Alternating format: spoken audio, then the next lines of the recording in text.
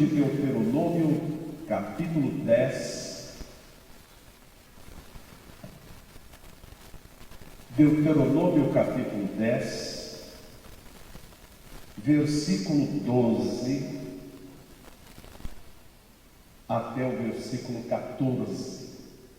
Se puderem ficar em pé na leitura da palavra de Deus.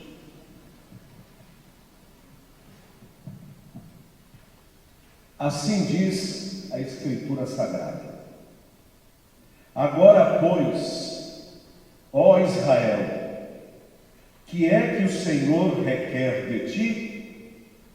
Não é que temas o Senhor teu Deus e andes em todos os seus caminhos e o ames e sirvas ao Senhor teu Deus de todo o teu coração e de toda a tua alma, para guardares os mandamentos do Senhor e os seus estatutos, que hoje te ordeno para o teu bem? Eis que os céus e os céus dos céus são do Senhor teu Deus, a terra e tudo o que nela há. Podem se sentar. Um pai e uma mãe olham para os seus filhos e têm expectativas quanto àquelas crianças. Eles esperam que sejam crianças saudáveis, honradas, bem educadas, estudiosas, respeitadoras, que se encaminhem para a felicidade e para a formação de uma boa família. Todo pai e toda mãe querem o melhor para os seus filhos. Quando nós olhamos um político, conquanto isso pareça utopia, e na maioria dos casos nós gostaríamos de ver um bom administrador público, que fizesse jus ao cargo recebido, que não gastasse mais do que o orçamento permite e que não julgasse conforme os subornos, mas julgasse conforme o bem do povo, a justiça e a equidade. É isso que nós gostaríamos de um político quando nele votamos. Quando olhamos para um policial, gostaríamos de ver neste policial a proteção da sociedade. Alguém que vai nos defender dos assaltos, dos roubos, dos assassinatos, que vai pôr fim às crises, que vai proteger uma coletividade de toda maldade. Nós temos expectativas, assim como algumas pessoas têm expectativas com relação à nossa vida. Por exemplo, o marido tem expectativa de que a esposa seja presente em sua vida, que ele seja sempre afetuosa, carinhosa, serviçal, que seja uma boa mãe para os seus filhos, que ele seja fiel.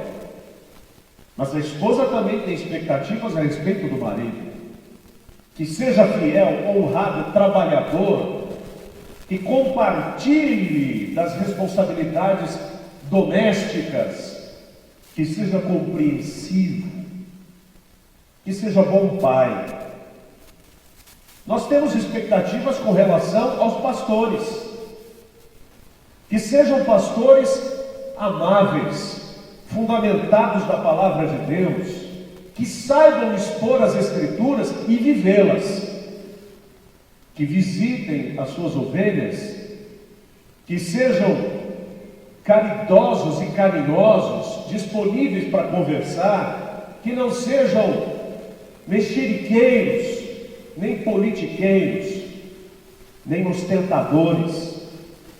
Mas pastores também têm expectativas com relação aos membros de suas igrejas, que sejam fiéis, que vivam a palavra de Deus não apenas enquanto estão nas casas de oração ou em ambiente público da igreja, mas que vivam o Evangelho dentro de casa, junto à família, no trabalho, na escola, no meio dos familiares e principalmente nas redes sociais. Porque há muitos que são membros de igreja, no hall de membros da igreja, e membros do inferno, no Facebook, no Instagram, no YouTube, qualquer rede social. Nem de longe se parecem com cristãos autênticos e verdadeiros. Mas há pastores que são assim também. Parecem mais militantes políticos do que cristãos. Deus também tem expectativas com relação a nós. Deus espera algumas coisas de nós. O Deus do Velho Testamento não é outro no Novo Testamento, é o mesmo. Ele não muda. Há pessoas que querem transformar o Velho Testamento como se fosse o testamento de um outro Deus, ou seja, ridicularizam e tornam o Deus do Velho Testamento um Deus ruim, um Deus quadrado, um Deus ultrapassado, que quando Jesus veio apresentar o chamado Pai, era diferente do Jeová do Velho Testamento. Mentira. Marcion, no passado, quis fazer esta diferença. Essa diferença não existe. O Deus do Velho Testamento é o mesmo Pai de nosso Senhor e Salvador Jesus Cristo, único e verdadeiro Deus, Jeová, Javé, Yahweh. Não sabemos a pronúncia correta do nome do Senhor, mas Ele sabe que estamos chamando pelo nome dEle. A sua palavra não muda. Valores morais de Deus não mudam. Valores cerimoniais mudaram porque se cumpriram em Cristo. E esse Deus Todo-Poderoso, Pai de nosso Senhor Jesus Cristo, e o Senhor Jesus Cristo, que é Deus, verdadeiro Deus, como diz 1 João capítulo 5, e o Espírito Santo, que é Deus bendito também, é um só Deus que se manifesta em três pessoas. Ele tem expectativas sobre o seu povo. Ele espera coisas de nós. Nesta igreja que completa 66 anos de organização, Ele espera algumas coisas desta igreja. E estão registradas nesse texto do livro de Deuteronômio. Deuteronômio significa repetição da lei. Foi o 5º livro de Moisés que deu encerramento à sua obra literária e também encerramento à sua biografia. Ele começa escrevendo em Gênesis toda a herança oral que recebeu dos seus antepassados, complementada pela iluminação do Espírito Santo, que nos mostrou como o mundo começou e quem foram as personagens da formação do povo de Deus, desde Adão. Depois, no livro do Êxodo, mostra-nos a miraculosa saída do povo de Israel do jugo do Egito. E mostra-nos também a carnalidade daquele povo que, conquanto libertado pelo poder de Deus, ainda ousava trocar Deus por bezerros de ouro e o verdadeiro culto pelo paganismo e pelas orgias imorais de celebração, muito parecidas com hoje. Propaga-se o nome de Deus e cultua-se a Deus com as orgias imorais, indecentes e mundanas, transformando as igrejas em palcos de show. Quando o próprio Deus a Moisés, quando este não o conhecia, quando ele viu a manifestação divina numa sarça ardente, e ele quis olhar aquele fenômeno, Deus diz: Moisés, Moisés, eis-me aqui, tira as sandálias dos seus pés, porque você está em terra santa. O falso evangelho hoje quer que nós não apenas coloquemos sandálias, mas coloquemos botas de piton e coloquemos roupas de couro e nos exibamos com grifes e marcas, porque quem está no altar não é theos, mas é anthropos. Quem está no altar somos nós e não Deus. Esse é o falso evangelho. Mas o verdadeiro é Deus que está. E no verdadeiro evangelho nós tiramos os sapatos, porque Deus é santo. Ele tem expectativas quanto a mim, quanto a você, quanto a esta igreja e quanto a quem estiver assistindo a esta transmissão ou filmagem. Diz assim o texto, capítulo 10 de Deuteronômio, versículo 12. Agora, pois, ó Israel, que é que o Senhor requer de ti? Boa pergunta. O que Deus espera de ti, Israel?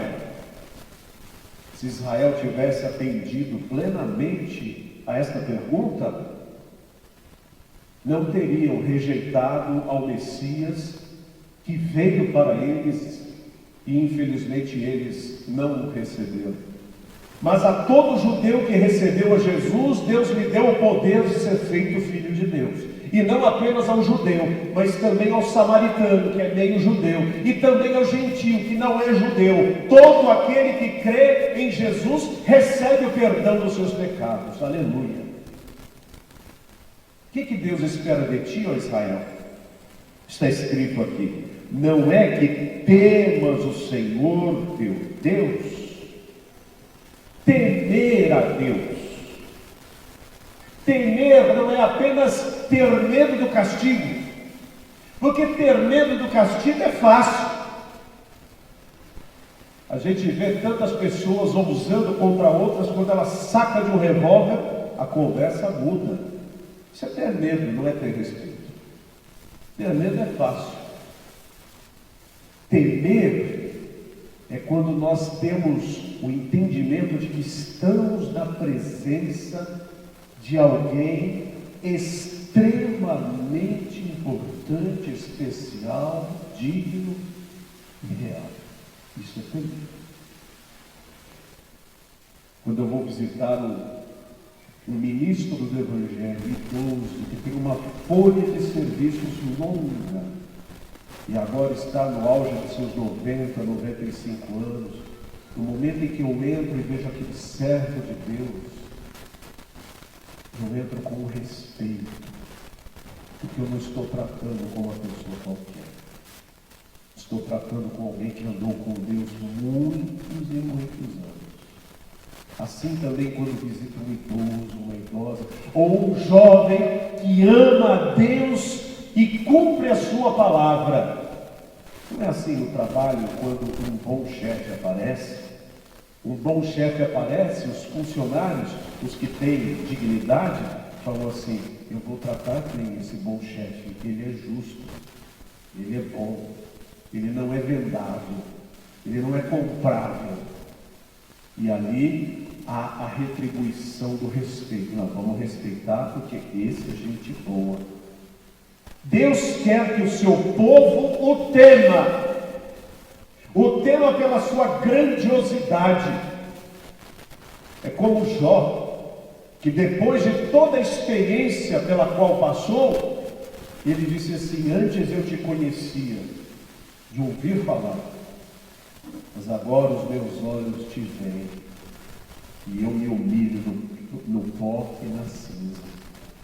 Quem conhece a Deus o valoriza, o teme, o honra, o dignifica. Infelizmente, muitas mensagens hoje transformam Deus num moleque.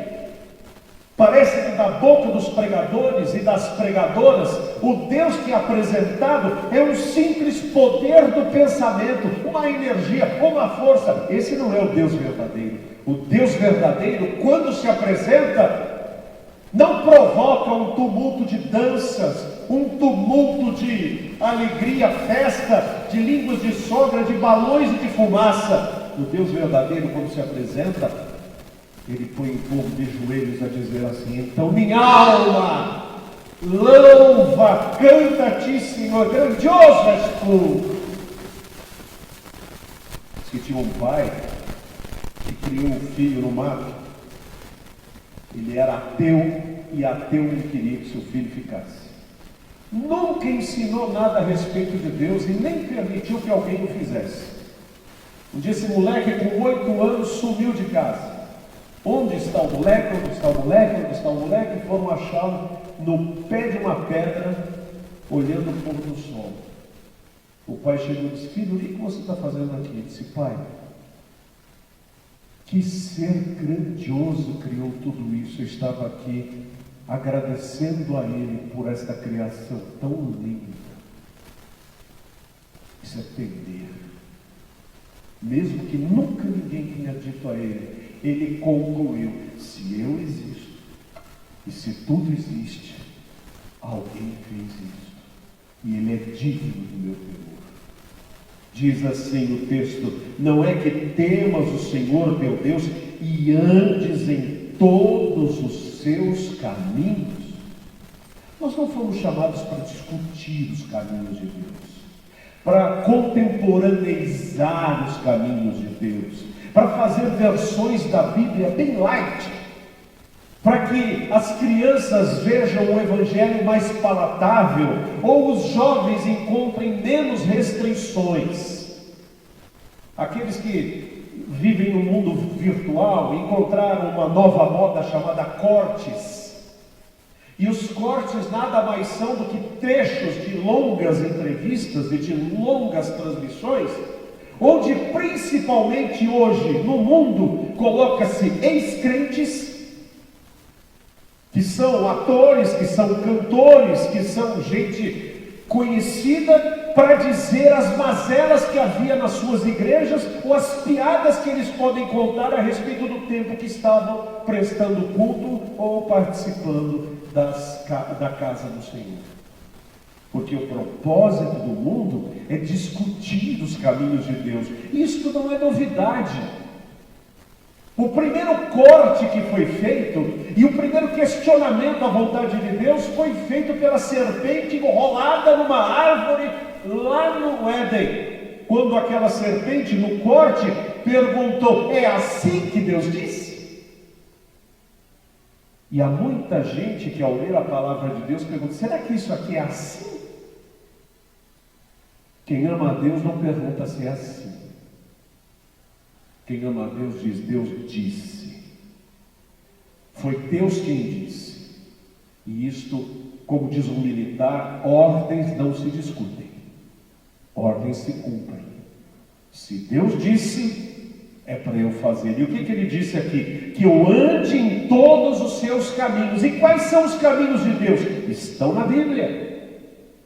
Andar em honestidade, em retidão, temer a Deus sobre todas as coisas, amar ao próximo como a nós mesmos, não termos idolatria de nenhuma espécie.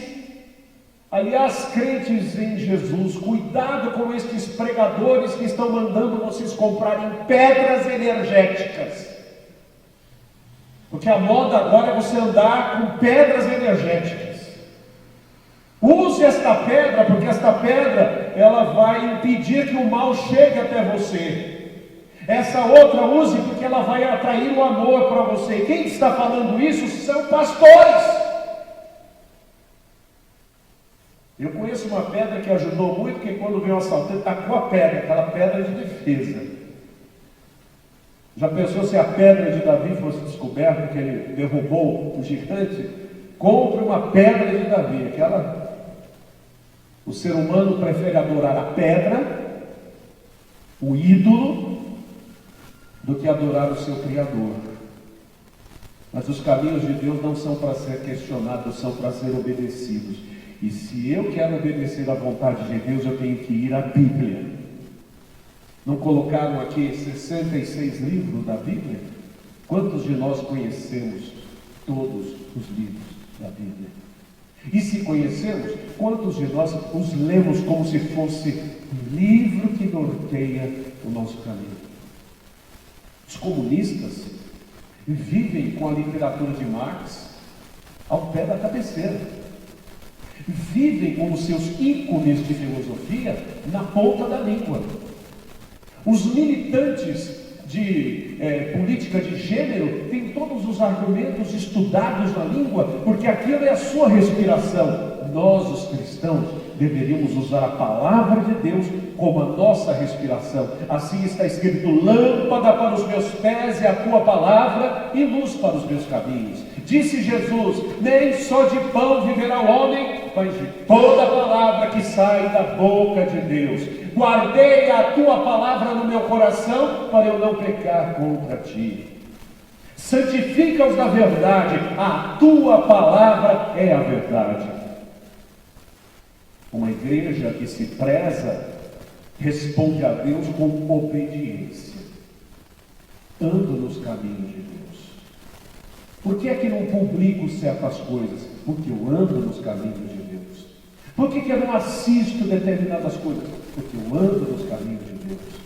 Por que eu não bebo certas coisas e não como certas coisas e não vou a certos lugares? Porque eu ando na palavra de Deus. Eu ando nos caminhos de Deus. O teste da vida cristã não é aqui, na hora da prestação do culto. O teste é quando saímos da porta para fora para ver se somos aqueles que cumprem o que está escrito na palavra. E Deus espera que isso aconteça, que nós andemos nos seus caminhos. E diz ainda, e o ames amar a Deus, não só obedecer, amá-lo.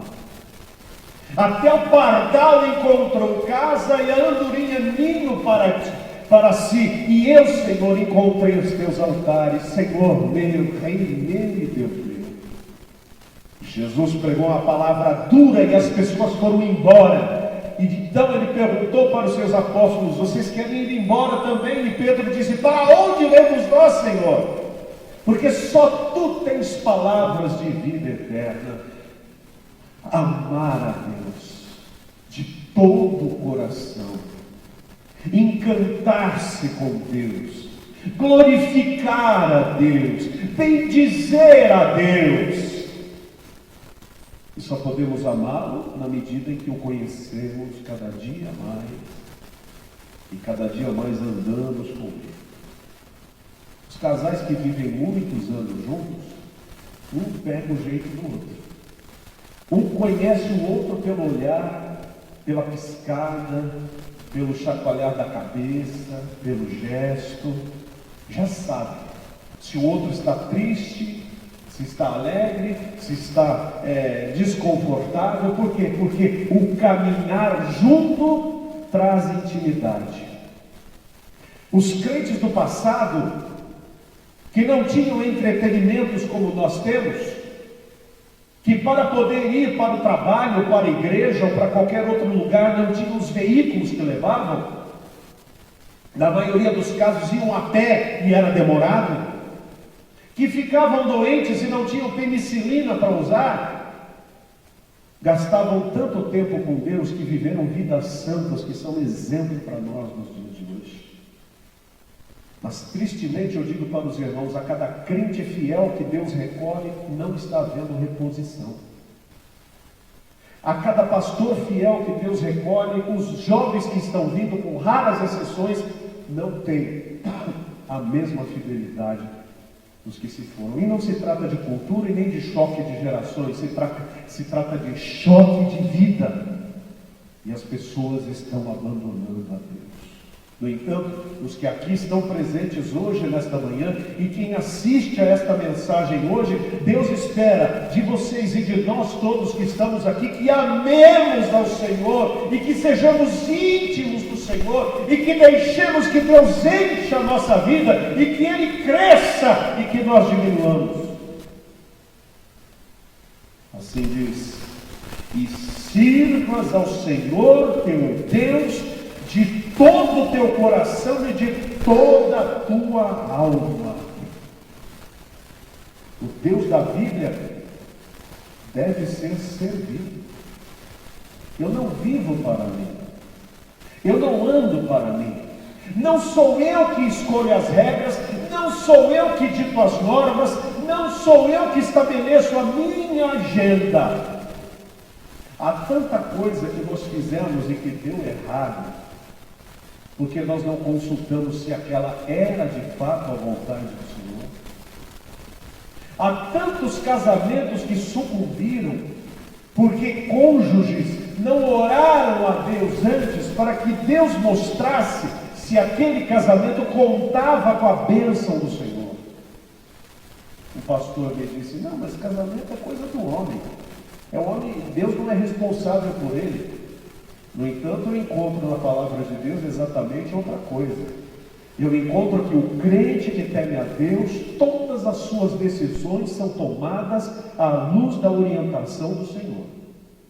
E eu dou graças a Deus, porque quando eu quis me casar com pessoas que não eram de acordo com a palavra de Deus, Deus colocou uma pedra no caminho e me preservou. E quando foi da vontade dele, ele me uniu àquela que ele no coração dele disse: será uma bênção ao seu lado, e você será uma bênção ao lado dela, a Elaine, minha esposa. Assim o jovem também deve escolher o seu cônjuge, não pela beleza física, porque a beleza física passa. Quando a gente é jovem, pensa que nunca vai passar. E com os milhares de cremes que produzem por aí, nós dizemos: nós vamos ficar jovens o tempo todo. Sim, vão ficar cremosos e caídos. Vão ficar horrorosos, feiosos. No entanto, se você envelhecer com a beleza que Deus te deu, cada idade tem a sua beleza. Cada idade tem a sua virtude. E quando a beleza física passar, só o que vai restar é o que tem dentro. E se você for bonito por dentro, isso vai extravasar para fora. E você será bonito por fora. A minha mãe não era uma Miss Brasil de beleza. Fisicamente, outras mulheres poderiam ser mais bonitas que a minha mãe. Mas eu dificilmente vi uma mulher tão linda quanto ela. Tão maravilhosa. Minha mãe temia Deus. Minha mãe era honrada, era mulher de oração, era mulher de virtudes. Eu jamais trocaria minha mãe por alguma outra mulher, por mais bonita que fosse. A minha mãe era mais bela. Assim devem os rapazes, as moças, os idosos, as idosas, as crianças serem belas por dentro, porque quanto mais beleza tivermos por dentro, mais bonitos nós ficamos para fora. E servir a Deus, não sou eu que escolho, Ele escolhe que nós devemos servir. O dia do Senhor tem sido banido das nossas agendas por este mundo tenebroso que está ficando na mão da nova ordem mundial, que está entrando nas igrejas e que está dizendo que não há dia nenhum. E pegam lá Paulo dizendo: julgam iguais todos os dias. No entanto, o mesmo Paulo que dizia julgam iguais todos os dias, se reunia no primeiro dia da semana com a igreja, mandava fazer coletas no primeiro dia da semana. O povo de Deus se reunia no primeiro dia da semana. Era o dia que no Espírito transferiu o Shabat dos judeus para o Dominis Dei, do dia do Senhor, no domingo, primeiro dia da semana. É dia de culto, é dia de comunhão, é dia de descanso, não é um dia trivial, é dia de Deus. Se eu for obrigado a trabalhar porque o meu empregador exige, que Deus me perdoe e que durante a semana eu faça o meu tempo para o Senhor, porque o meu Deus merece o meu melhor em tudo. Servir a Deus com os meus bens. Aqui não é pedágio do céu, pago aqui e o dinheiro entra na conta de Deus, não. O próprio dízimo no Velho Testamento era entregue para que eles mesmos usufruíssem daquilo. Fosse de comida, fosse de animais, fosse de cereais, eles comiam na presença de Deus. E o que é o dízimo, senão a comunidade de cristãos locais, a igreja de Jesus, sustentando o trabalho de Deus, para que aqui nós encontremos conforto, encontremos um ministro sustentado pelo próprio rebanho, encontremos boa música, encontremos oportunidade de fazer missões, de ajudar o próximo, de expor a palavra. Servir a Deus é orar, não apenas quando nos mandam, mas principalmente quando não nos mandam e quando não queremos, porque quando não queremos é quando mais precisamos. Ler a Bíblia não apenas quando o pastor manda abrir as Escrituras, e hoje nem precisa mais, porque aparece tudo lá, tem crente que nem Bíblia tem mais. Aí eu tenho um celular, quebrou o celular, não leio mais a Bíblia. Marcar também é coisa do passado, mentira. Ande com a sua Bíblia, com a palavra, leia a sua Bíblia, sempre, porque ela tem um tesouro inesgotável para a sua alma. Diz assim o texto: de todo o teu coração, de toda a tua alma, para guardares os mandamentos do Senhor e os estatutos que hoje te ordeno para o teu bem.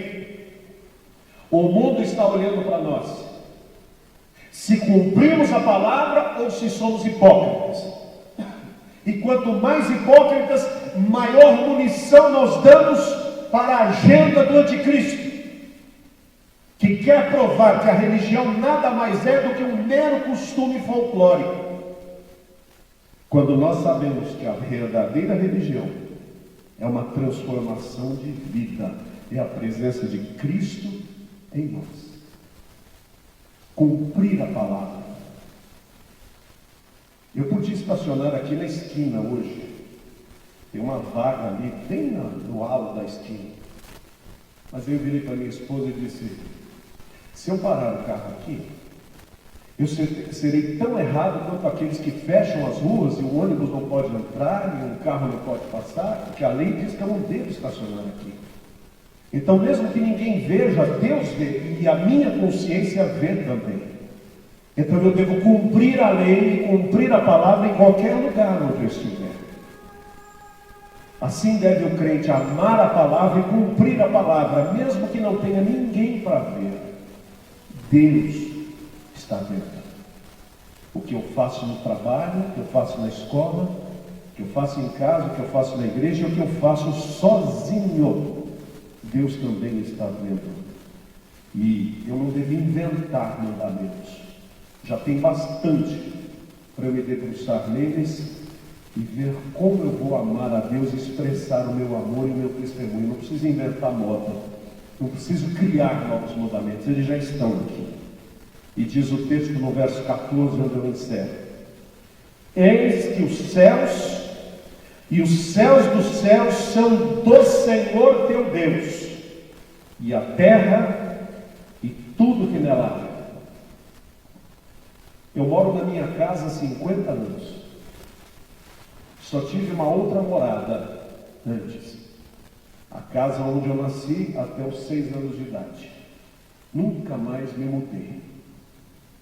Agora eu estou no trauma da mudança. Sair do lugar onde se vive, lugar que eu passei 50 anos da minha vida, para uma outra terra, uma outra casa, uma outra moradia, um outro clima, um outro lugar, mas mesmo que fosse do lado, é outro lugar, que ali é minha casa, minha. O meu pai dizia que aquela casa era dele. Onde está meu pai? Faleceu em 1991.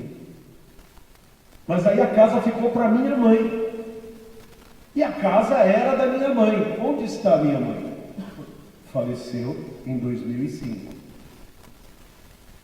E eu? Vou falecer também. Se Jesus não voltar antes, eu vou falecer. Quem era dono disso aqui há 100 anos atrás? E há 200 anos, quem era dono? Diziam, é meu. É? Morreu e deixou tudo aqui.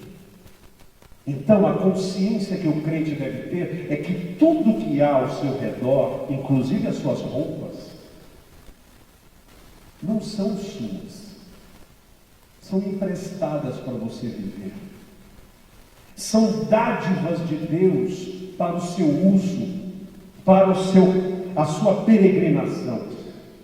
Quando eu tenho consciência de que nada é meu, tudo é do Senhor, e eu sou o mordomo daquilo que Ele me concede, eu sou um zelador das coisas que Deus me deu, eu vou tratar tudo com muito mais respeito, com muito mais carinho, e não vou lançar raízes neste mundo. A Bíblia diz, pensai nas coisas lá do alto, onde Cristo está assentado à direita de Deus Pai. A nossa morada não é aqui, é do céu, é na glória celestial, é junto com Jesus, é lá. Deus, a morada prometida por Jesus no Evangelho de João. Na casa de meu Pai há muitas moradas. Vou preparar-vos lugar. Glória a Deus. Eu espero que esta palavra que Deus nos traz nesta manhã, ou na hora que esta gravação for rodada, desperte na nossa alma um interesse profundo de responder ao desejo de Deus. Deus, quero fazer a tua vontade. Quero buscar primeiro o teu reino e a tua justiça. Quero andar nos teus caminhos e quero te amar acima de todas as coisas. Que Deus nos abençoe. Amém.